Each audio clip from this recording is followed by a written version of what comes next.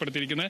ആകാശിന്റെ കയ്യിൽ നിന്ന് 1 kilo 900 ഗ്രാമോളം കഞ്ചാവാണ് പിടികൂടിയിരിക്കുന്നത്. 1 kilo കഞ്ചാവ് ഉണ്ടെങ്കിൽ മാത്രമേ അറസ്റ്റ് രേഖപ്പെടുത്താൻ സാധിക്കുകയുള്ളൂ. അതിന് താഴെയുള്ള അളവിലാണെങ്കിൽ അവരെ സ്റ്റേഷൻ ജാമ്യത്തിൽ പുറത്തുവിടാനുള്ള അനുമതി നിയമത്തിൽ പറയുന്നുണ്ട്. അതുകൊണ്ട് തന്നെ ആ പഴുത് ഉപയോഗിച്ചാണ് ഇപ്പോൾ രണ്ടുപേര് ഈ വിഷയത്തിൽ പിടികൂടിയ രണ്ടുപേര് ആ പഴുതിലൂടെയാണ് രക്ഷപ്പെട്ടിരിക്കുന്നത്. എന്തായാലും ഇതുമായി ബന്ധപ്പെട്ടുള്ള അന്വേഷണങ്ങൾ തുടരുകയാണ്.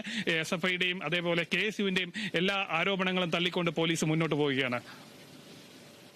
ഇപ്പോൾ പ്രതിപക്ഷ നേതാവിന്റെ പ്രതികരണത്തിലേക്ക്.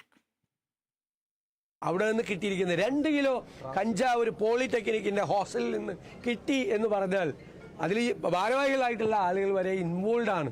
എല്ലാവർക്കും അറിയാവുന്ന കാര്യമാണ്. അവരിപ്പം മറച്ചു വെച്ചിട്ട് ഒന്നും പറഞ്ഞാൽ ആവൂലല്ലോ. അവർ ഇൻവോൾവ് ആണ്. പ്രബലരായിട്ടുള്ള ആളുകളല്ല, ഇവരുടെ കയ്യിലാണ് നെറ്റ്വർക്ക്.